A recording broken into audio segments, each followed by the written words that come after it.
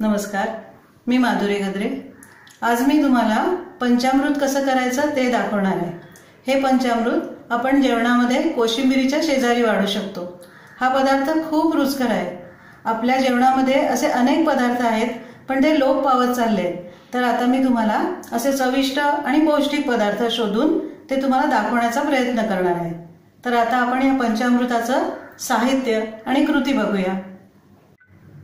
या वाटीच्या मापाने घेतलंय मी साहित्य। हे खोबऱ्याचे बारीक काप करून घेतले मी अर्धी वाटी। नंतर हे दाणे भाजून त्याचे असे जाडसर कूट केलाय ही अर्धी वाटी। तीळ भाजून घेतले आणि त्याची पण भरड केली आहे अर्धी वाटी। कढीपत्त्याची पान आहे 10-12।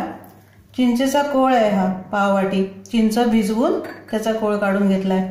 अर्धी वाटी गूळ आहे। 1 चमचा मोहरी आहे। मेथीचे दाणे घ्यायचे 10-12। एका मिरचीचे तुकडे करून घेतले।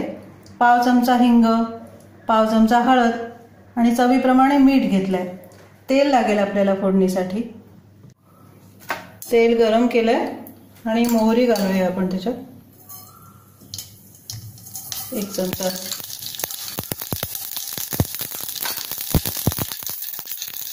गॅस कमी केलाय। मेथीचे दाणे घालते 10-12।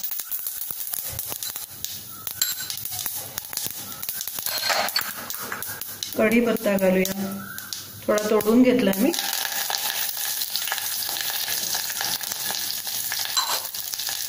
एका मिरचीचे तुकडे केलेत बारीक, ते घालते।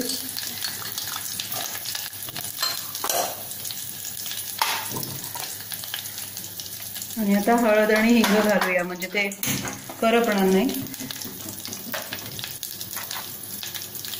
थोडी हळद,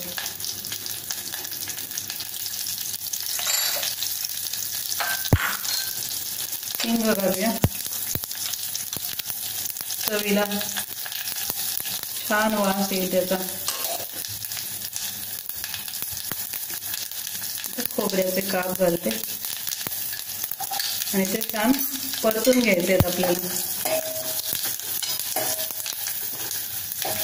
आता दाण्याची भरड आहे ती घालूया।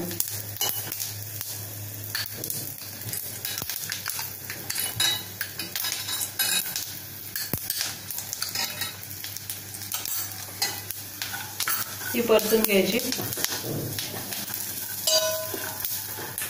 तिळाचा पूड घालते आता।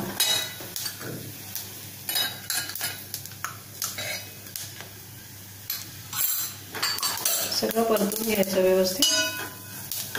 भाजलेलंच आहे त्यामुळे ते लगेच होईल।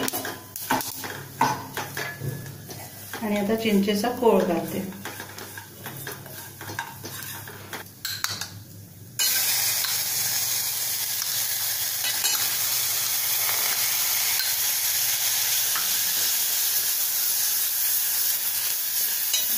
गव्हाचा गूळ घालूया।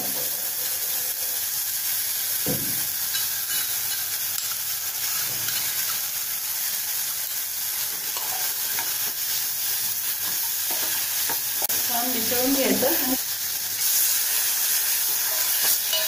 एक अर्धी वाटी तरी पाणी हवं।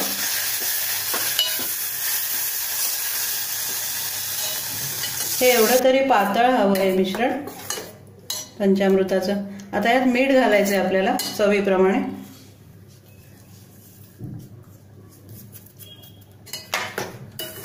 आणि छान वाफ आणायची त्याला। चांगलं उकळून घ्यायचं। चांगलं उकळलंय आता हे पंचामृत। गॅस बंद करते मी आता। हे असं झालंय बघा। आणि थोडं गार झालं की आणि थोडं घट्ट होईल। असं हे पंचामृत तयार झालंय आपलं। तोंडी लावणं म्हणून एकदम छान पर्याय आहे हा। आंबट, गोड, तिखट अशी मस्त चव आहे याची। अगदी सोपी आहे ना ही रेसिपी। हे बनवायला मला जेमतेम 10 मिनिटं लागली आहेत। आवडली ना तुम्हाला? तुम्ही नक्की करून बघा। आणि आवडली तर लाईक करा, सबस्क्राईब करा आणि कमेंट्स पण पाठवा तुमच्या। आणि तुम्ही हा माझा व्हिडिओ बघितला त्याबद्दल तुम्हाला खूप खूप धन्यवाद।